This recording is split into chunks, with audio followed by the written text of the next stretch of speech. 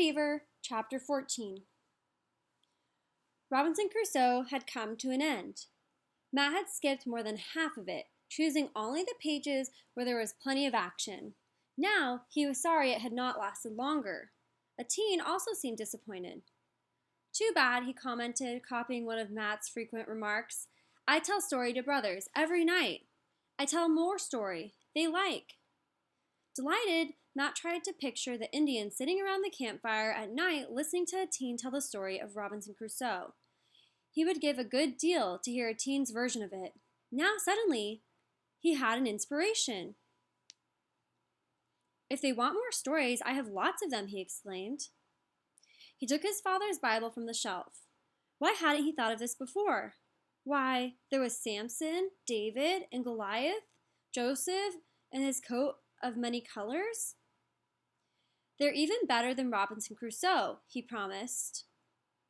It really was true. The ancient Bible stories were filled with adventure, and they were told straight out in simple language that didn't need skipping. He began with the story of Noah, how God warned Noah that a great flood was coming. How Noah built the ark and took inside his family and 2 of every kind of animal. How they all lived in the ark safely while it rained for 40 days and 40 nights. How Noah sent a dove out 3 times, and when it came back the 3rd time with a twig of olive in its beak, Noah knew that the flood was over. Here, Matt looked up to see a grin on a teen's face. "Beaver people tell story like that," he said. "Very old story." "You want me tell?"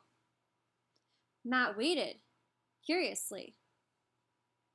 "Very long time," a teen began, scowling as he tried to translate from his own tongue.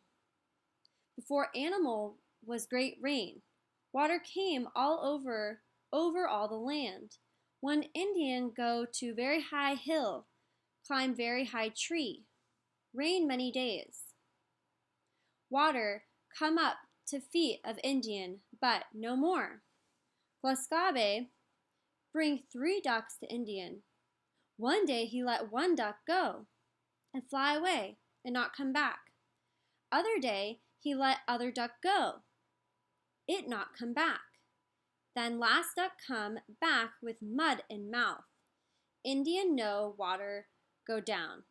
When water all gone, he came down from tree. He make grass, make bird and animal, make man and beaver. Man and beaver make all other Indians." "Golly," said Matt. "It's almost like the Bible story. Where did the Indians get it?" A teen shrugged. "Very old story. Indians take long time to tell. I not know white man's words." "You told it fine. But who was this whatever you called him?" "Glasgabe, mighty hunter, come from north, very strong. He make wind blow, make thunder, he make all animal, make Indian." Matt was puzzled. He had heard that Indians worshipped the Great Spirit. This Glasgabe did not sound like a great spirit. He sounded more like one of the heroes in the old folk tales his mother had told him when he was a child. He decided it would be impolite to ask more. He wondered if the Indians had many stories like that. And how could it be that here in the forest they had learned about the flood?